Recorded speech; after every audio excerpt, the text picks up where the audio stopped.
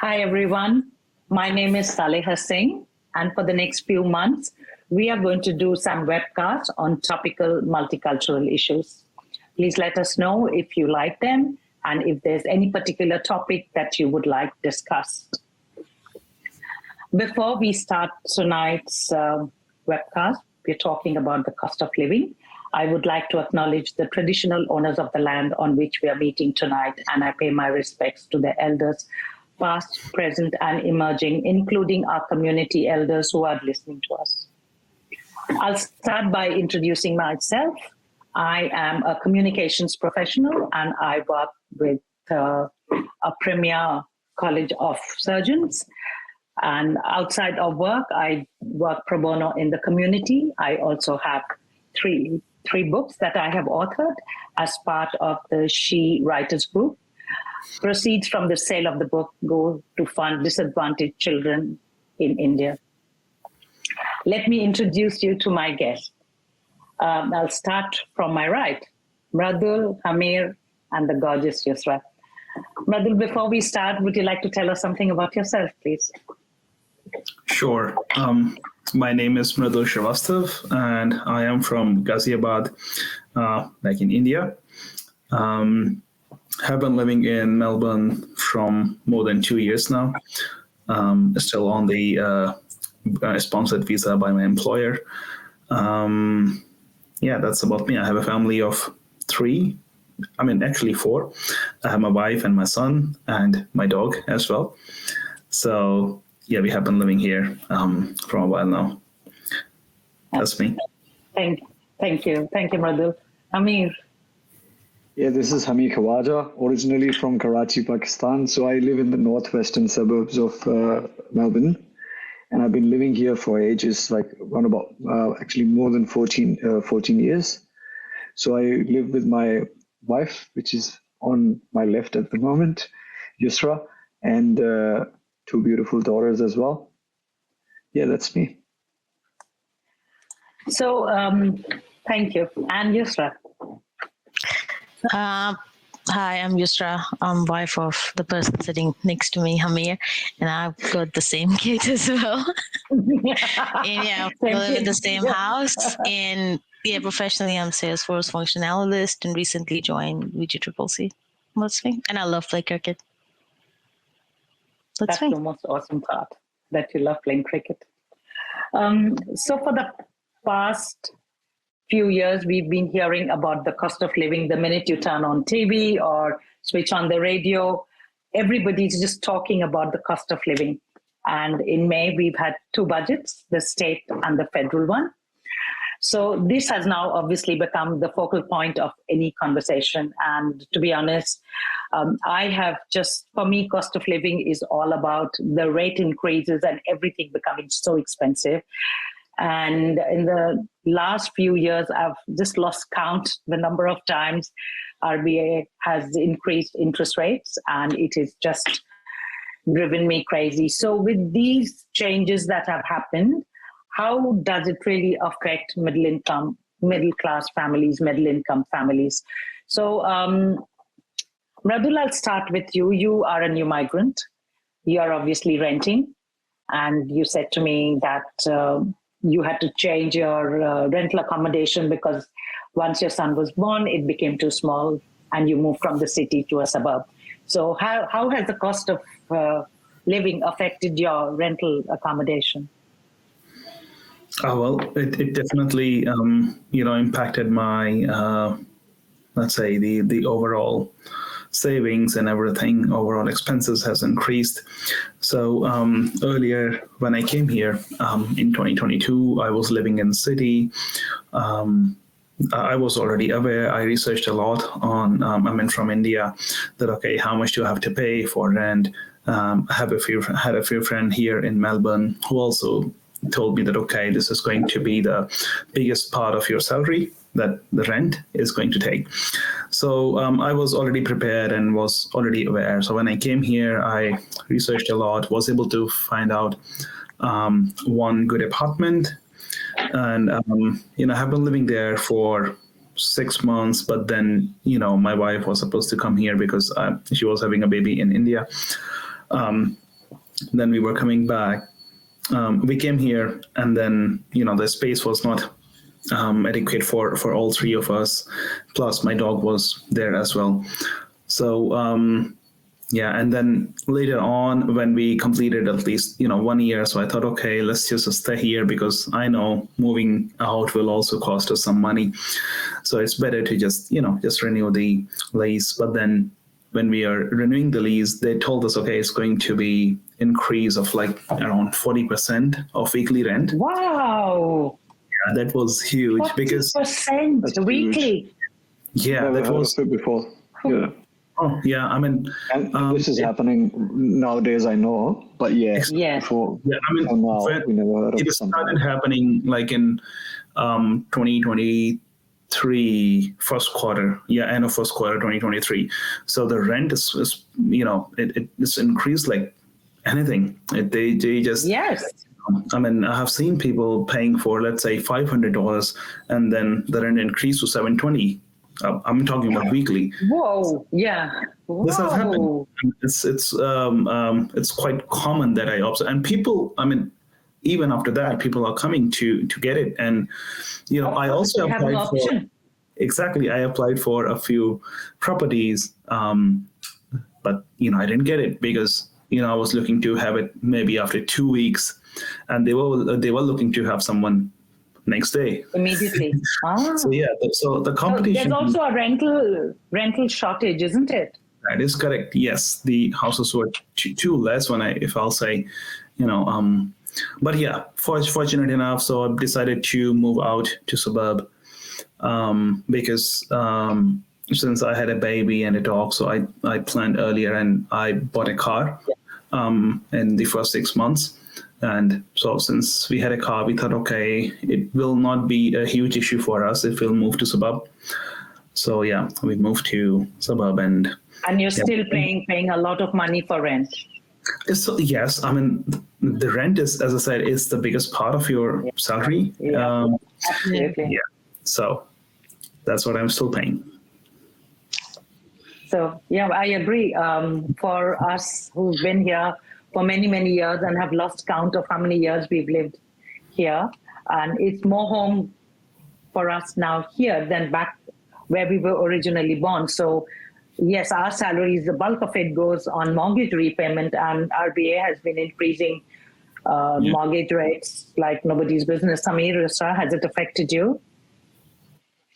A lot, actually. So our owner-occupied homes mortgage repayment, or actually the interest on it, has increased about 200%. Yusra, you may want to mute your mic. Yeah, thank you. Yeah. So the interest on the repayment has increased about 200% or more than that, actually.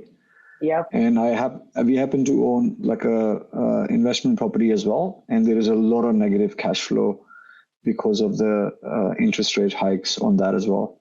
Yeah, it's definitely affected us, and I think it's affected everybody. So I recently had a chat with someone else, like a person who owns multiple investment properties, and I told him about my situation, and he was like, every property investor is in the same boat at the moment. So no matter if you have 1 or 20, it doesn't matter. There's a lot of negative cash flow and that's why Brazil. That's why there is a lot of rent hikes as well. There is a demand and supply issue as well, no doubt. But then you have to pay a really big mortgage repayment, and you want to increase the rent to actually cover that payment as well, or at least some of it. Yeah, so double whammy. I know. You buy an investment property to save on taxes, and then your money goes out repairing, and and then you get nothing. Actually, you lose quite a bit. Yeah. So right now it's a losing game from what I can see. I'm not a very experienced investor or anything like that. So it's but from what I can see, like my first experience, it's a losing game at the moment. So let's see for the long term. Yeah. Yes, how do you manage? I think we picked the wrong time to get the property, like our hands dirty with the property, and I haven't seen anything positive, just hearing for my dear husband that it will get better. So fingers crossed. And it doesn't matter how many people are, like how much you're earning. Everyone is going through the same thing. Absolutely. I think all of us are. We feel the crunch every day. So there is some light at the end of the tunnel with the energy bills and power prices. So we have solar, and it's just the two of us. So we are empty nesters. So for us, except during winters, having solar panels has been really helpful. Have you noticed the increase in energy cost? And how are you going to cope in winter? This is for both of you, because Mridul, I don't know, do you have solar panels? No. So yeah, I'll be honest here, because when I was living in city, it was it was a building, it was an apartment, right? Yeah. So I don't know what was the difference, but then my electricity cost was too less there. Yeah, when I say too less, wow! Only person who said that. Okay. Yeah, I mean, the electricity cost was within $100. Yeah, but now that I have moved to suburb, it is too costly. I mean, it goes somewhere around $200-$250 a month. So the $300 will help you? Well, it's up to my owner then. If they want to go solar, yeah. Solar has been fantastic. I was hesitant initially, but since we've had solar, it has been really, really good. And especially in winters, when you have your washing machine, your dryer, your this, because Melbourne, when winters, you cannot dry anything outside. So you need a dryer. So it does help. That's great. It does help. So I'm looking forward to the $300 that I hope to get. Yes, sir. Are you looking forward to the? Oh, yes. All my washing, I'm stressless because I can run my dryer anytime. I don't have to wait for the sun to come out now. In winter, in summer, I still use the sun. But in winter, that's the flexibility we have after getting the solar done, that we can do the washing whenever we want. Yeah. Without thinking. I still have to think about water though. Yeah. There is, I think middle income earners are the ones who are always affected, no matter where you live, with the budgets. And everything here is means tested. So as parents of very young children, Yusra, education costs can be substantial. And Hamir and I were talking about it. And so does the government's initiative of giving a laptop to each child have a positive impact on you? Not on us. Are you getting it? No. So we received the email that I think it was a poll in the school where only few, so like it's like first come first serve kind of thing. So there's only limited people received the laptop, not us. And I know a few of my friends, they bought laptop for their kids as well. So we bought the laptop, we bought the insurance as well. So yeah, we didn't get any. So it's means tested? Is it? Amir? Is it means tested? I have no idea whether it's means tested or not. But I do know that there is a pool of laptops in all the primary schools, and you can get, if you sort of register for that early enough, you can get it. It could be means tested, but I don't know the answer to that. When we got an email for our kid, for them to have a laptop in year 4, we just went ahead. There was a link with it to actually purchase the laptop, and we purchased the laptop. So maybe other families are actually using the benefit. Okay. Your son is very young, so he's not in school as yet. Are you using any childcare facilities? Because that's substantial. That's a huge amount of money that goes out every month, and that is means tested. I know that because my daughter uses it, and she doesn't get any rebate. So, are you using any childcare facilities? No, and that is one of the major reason, I'm hesitant, because it is going to cost me too much money. I mean, I'm not sure about the people holding the PR or the citizenship, but for visa, it's everybody. It's a lot of money for everyone. Yeah, exactly. It's definitely a lot of money. That is why my wife decided to, that, okay, she was working for one of the MNC company back in India, but then she decided, okay, she will, take care of the baby and look after him so that, he will grow and get proper nurture. Absolutely. So, yeah, he's not going to school, he's not going to boarding yet. I remember about 15 years ago, one of my friends, she said she was working just to pay for her son's childcare because her entire salary went on childcare. And it has increased so much. So let's talk about inflation and price increases. This is my favorite topic.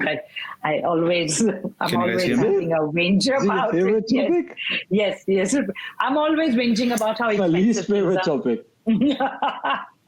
No, I mean, it's like, as you know, we are empty nesters, and what we used to buy for, say, $120 2 years ago is now at least 40% more expensive, and it's just the two of us. So it is, just essentials like food, groceries, and transportation. Look at how much petroleum costs now. You need to fill up your car to go anywhere, because for many of us, if we don't live next to a railway station, or if we don't have public transport close by, and then there is COVID and people are worried about taking public transport, so even to park at the station. And when you have young children, you need to take them to sport, you need to take them to various activities. Yep. All of that, it all builds, doesn't it? I've developed a habit since the petrol price is going up. Like it doesn't really save me any money, but it's just psychological. So whenever I go to the pump nowadays, I would not fill up full tank. I would just leave a little bit. I was like, it's very high now. It might come down. So I'll come back the next time and fill the rest of it. And I keep doing that. I always fill up 75%, 50% of the tank, and then I'll be on my way. But it never goes down, it always went up or remains the same. So I never get benefit out of it. Yeah, it's pretty high at the moment. I'm just the opposite. I have to have a full tank. So when it comes to quarter, I am stressing. So if I'm driving, it's never empty. Yusra, you are the driver. So I'm the other way around. I'll drag my car till the last drop, even it's throwing a warning. I'm like, it will survive. Yep. That's Hamir's job. But the price high and everything, I'll tell you, Zoya is really stressed out whenever she goes out shopping, and she goes, everything is so expensive now. I can't buy this. I can't buy that. Baby, isn't it? Yes, it's and you don't have an option. All of us need to have double income to lead a certain lifestyle that we want to. And even with dual incomes, we seem to be like, oh my God, things are so expensive. So expensive. It is. Even something like Macca's has gone up. And I don't have Macca's. Well, you know that if you eat Macca's. I don't eat Macca's. Param does. So I know Param does. I don't eat Macca's. Once upon a time when I was in Europe on work, I ate Macca's for 45 days because that was the cheapest meal I could get. So lunch and dinner used to be Macca's. So I don't have Macca's at all. I'm like, I cannot do this ever. So yeah. But yeah, do you feel the pinch, Yusra, when you're shopping groceries and stuff like that? Yes. So I'll go and find half prices in bulk and buy in bulk for those stuff. So we usually if I see soaps are on half price, I'll go and get those for 2 months rather than a month. So yeah, I like buying half prices. But what I've noticed is since the inflation has gone high, the half prices are gone down as well. So the supermarkets are not putting a lot of stuff on half price like they were doing during COVID or before COVID. And like, yeah, on the same page, like I used to never care about like, okay, if something's on special or not. I was like, oh, I take my money and give me the stuff.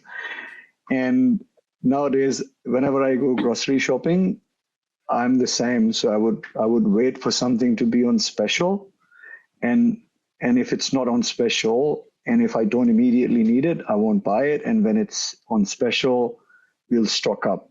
And Yusra would agree with that, have developed a habit of never buying like full price clothing now. So we always buy something on special. If it's full price, we can't stomach it. Like, oh, it's full price. Like, we don't pay full price. It's not a thing for us anymore.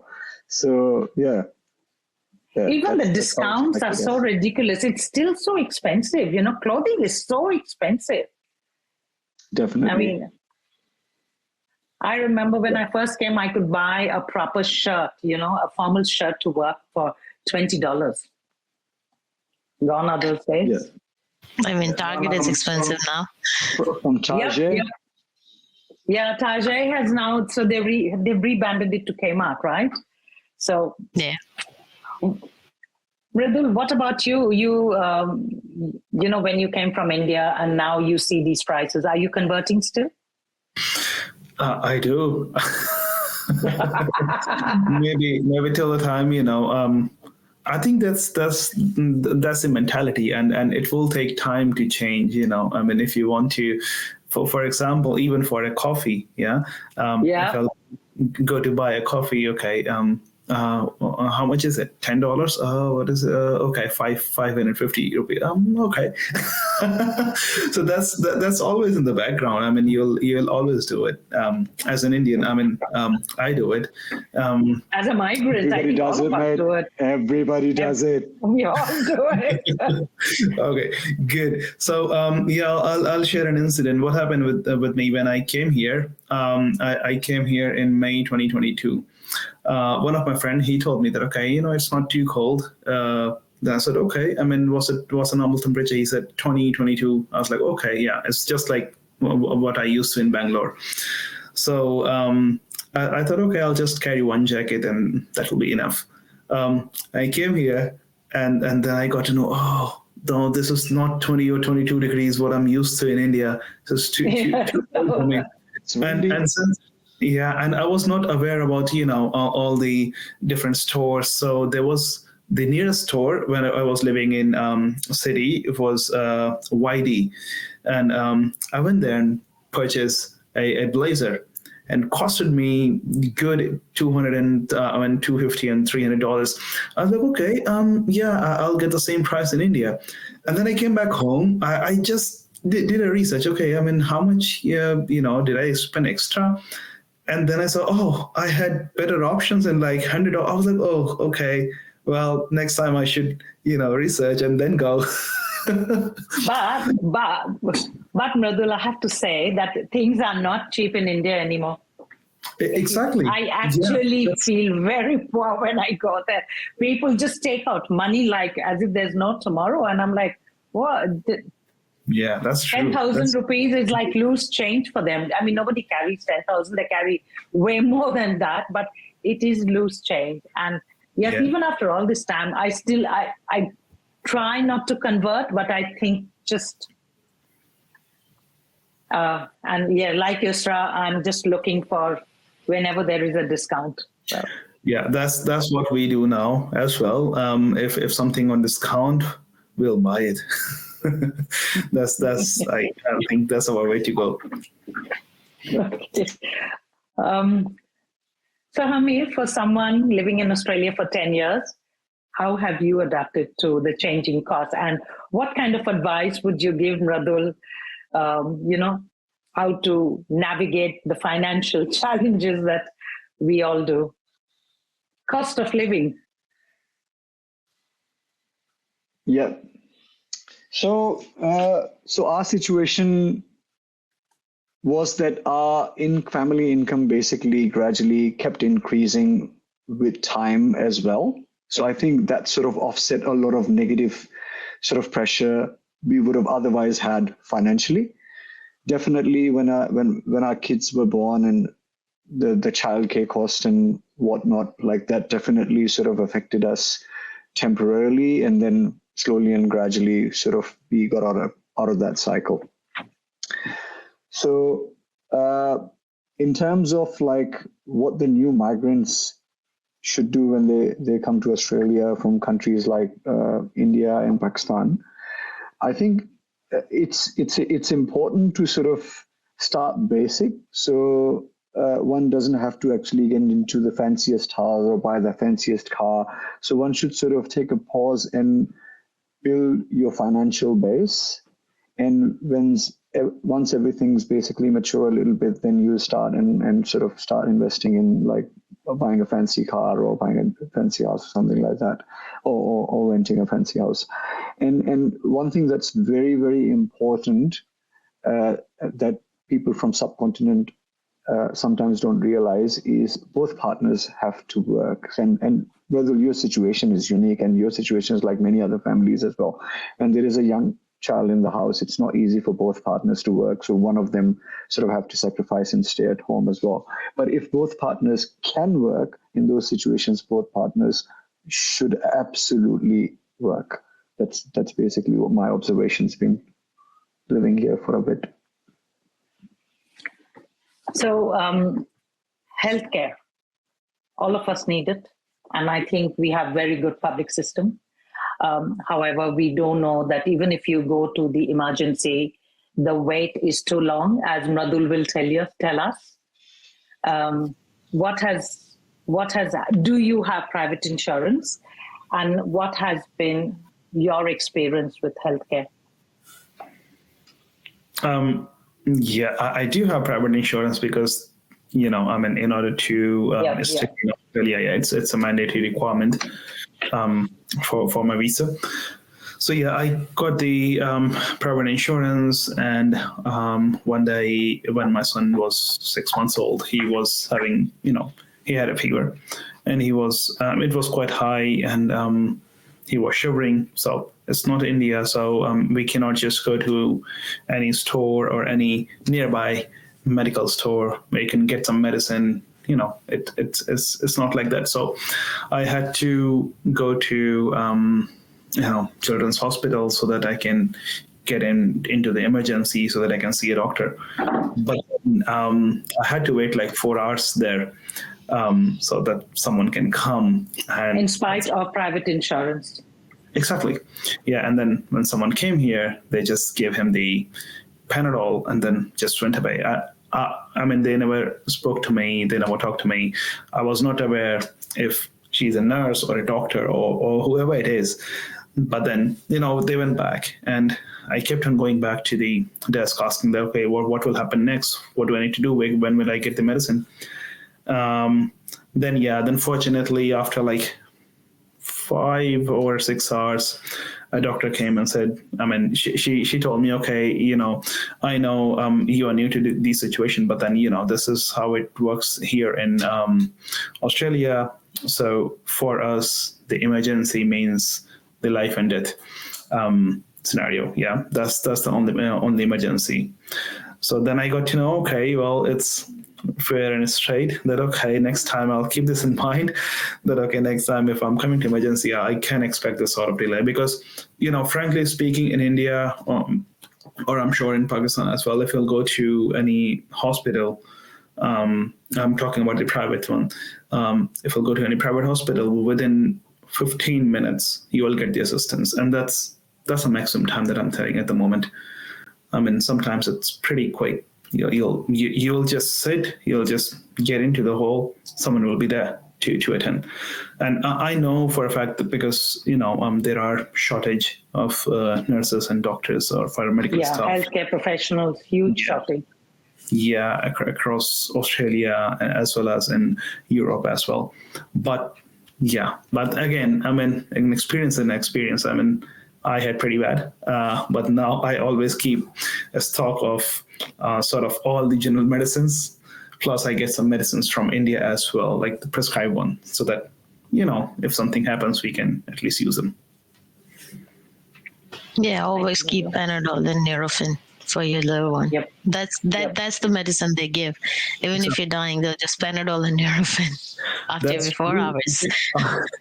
Yeah, I feel like, most of the doctors, they are just, I have taken him 3 times to doctors.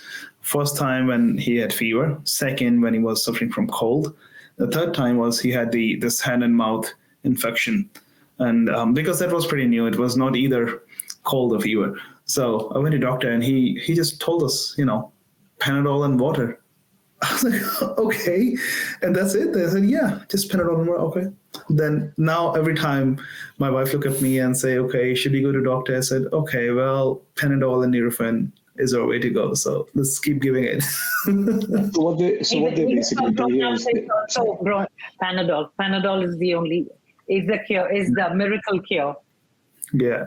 Sorry, Hamid, you were going to say something and I interrupted. That's right. No, that's so good. So what I was going to say is like they avoid basically giving you antibiotics because then you slowly and gradually develop immunity for that. And we've sort of living overseas for a long time, we've developed immunity against a lot of bacteria because of consuming antibiotics, and they don't want children to have the same thing here. And that's why they avoid giving anything very invasive. And they just rely on like general aspirin type of medicines. And hence, Panadol is a cure-all for everything, unless and until there's something absolutely wrong. And so if there is some sort of sickness that's not going away, as a last resort, something more. No, I feel like this is good too when it comes to general medicine, for example, Panadol or Nurofen, because now we know if my son is suffering from cold or fever, I have these 2 options. Back in India, I don't know what medicine to give. I'm dependent on doctor. Doctor will tell us. So let's say if I'll take him today, he'll say, okay, these are the 4 medicine. If I'll black one or the yellow one. Yeah, after 3 days, I'll go. They say, okay, you can throw those medicine. These are the new medicine that you have to give. Okay, so again, there are few pros and then cons as well. But yeah, I think we can deal. Yeah. Some things are obviously challenging. Having raised my children here, so like overall experience has been positive. When you learn about these things for a longer period of time and you see the positive effect of it, you come to appreciate it. But I do understand your experience as a new migrant would have been not very comfortable, to be honest. I would feel the same in your situation if that was my first experience in a hospital. Definitely. And also private insurance. I think that plays a very big part. And like you said, you and I have been here. The 3 of us have been here for a very long time. So we are used to it. We know that the doctors will not give you antibiotics. But in saying that, if you have private insurance, has your premiums gone up? Yes, it definitely has gone up. It goes up every year. That's sort of a thing. Every year in April, private health insurance premiums go up.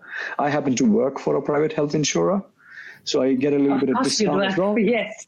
So I'm the last person to complain about it. So I let Mridul complain about it.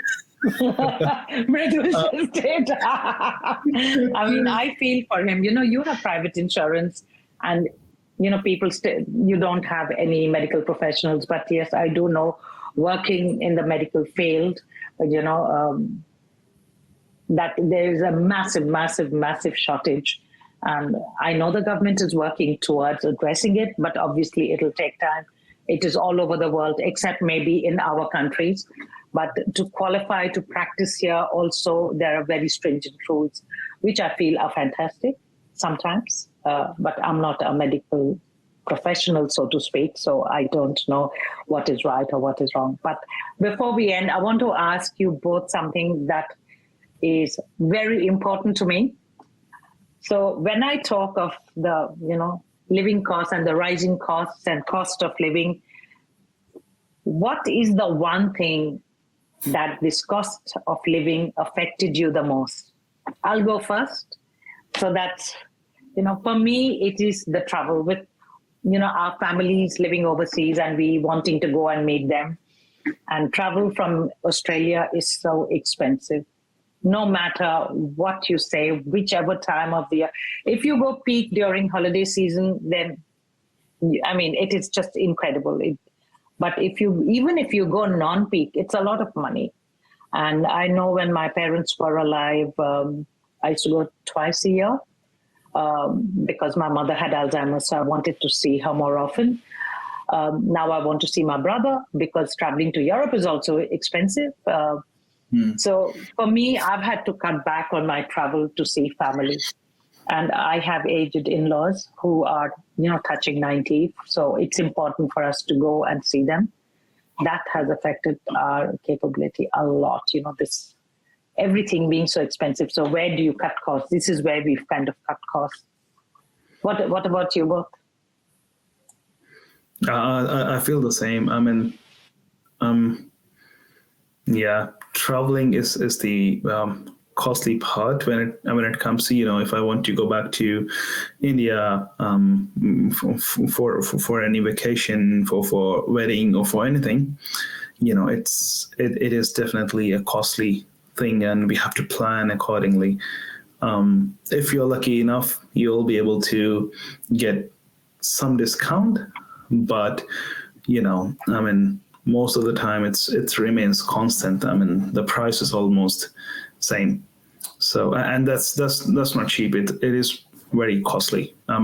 You will spend almost 5 or 6 months of savings on it. So, yeah. And that becomes a problem, isn't it? That's a huge chunk of money going when you have parents living overseas and you want to see them. It's very important for us to go and see our families too. Yeah. And also, even if you decide to get them here, there is insurance, there is this, there is that. And then if they come for 3 months, what are you going to do? What are they going to do for 3 months? So you have to take them out. It just all adds up. What was cheap 5 years or even 7 years ago has suddenly just shot through the roof, don't you think? That is correct. Yes, I feel the same. My father passed away in January, so I had to go there, kind of an emergency situation. So I had to book the tickets for next day. So it costed me too much. Yeah, which is fine because these are the scenarios we cannot avoid.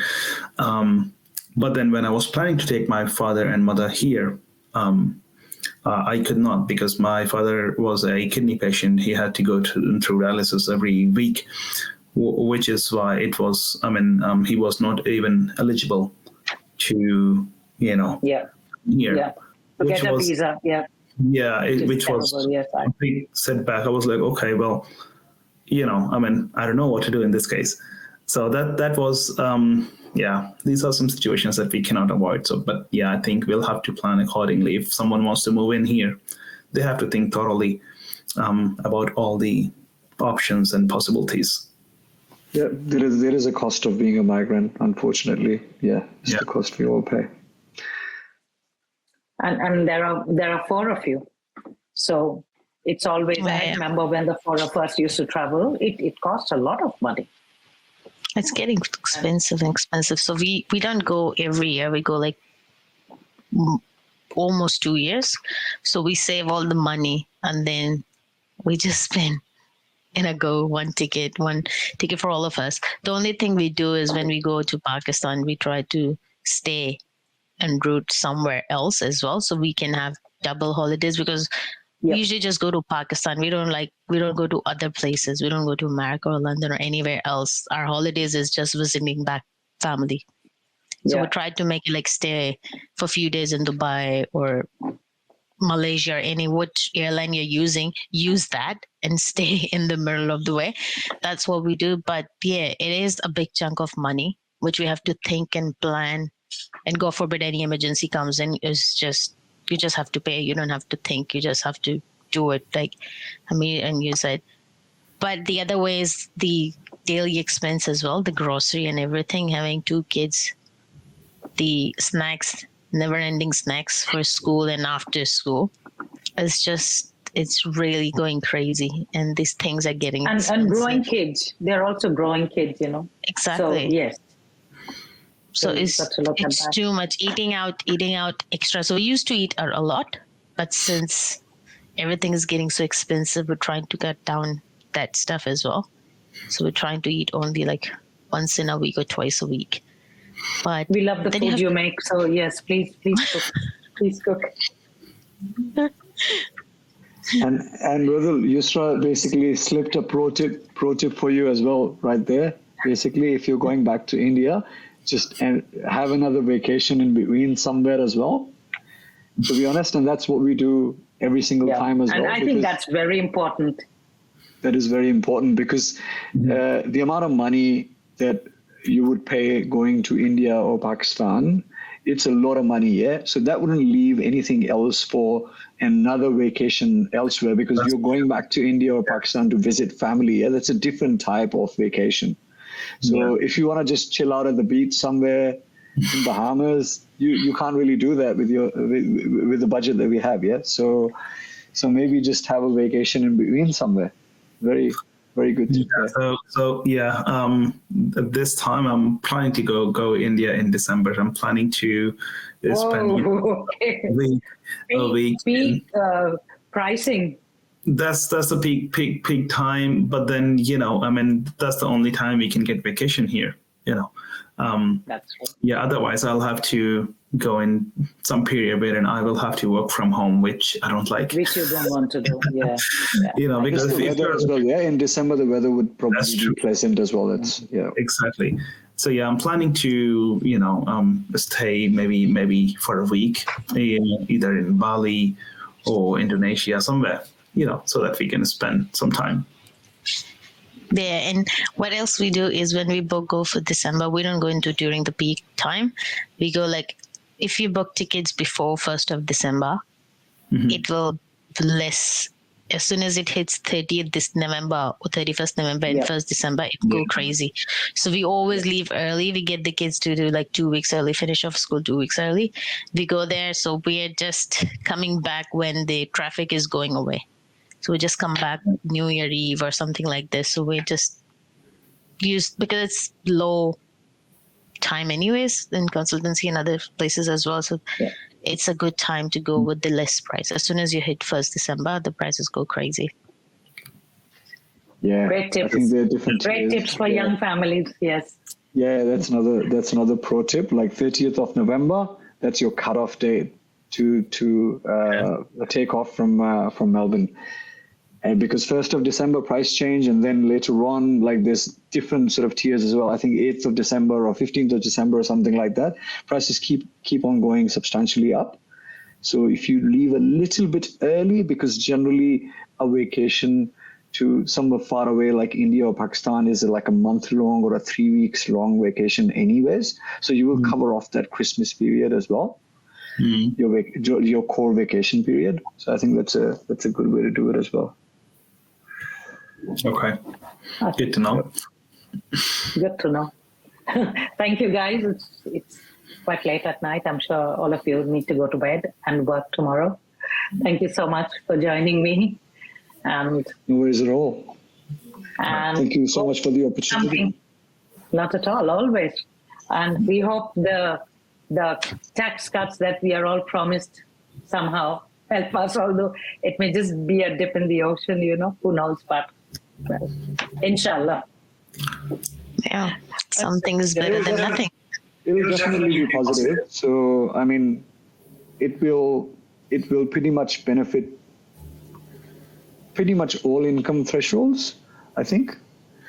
Some would be more, some would be less, but there's going to be a little bit benefit for everyone from what I've seen online at least. So yeah, let's I'm hoping good. I'm looking forward to my July salary and see whatever I do, I get. So yeah. Yeah, so we're going out for dinner then in July? Yeah, you're invited.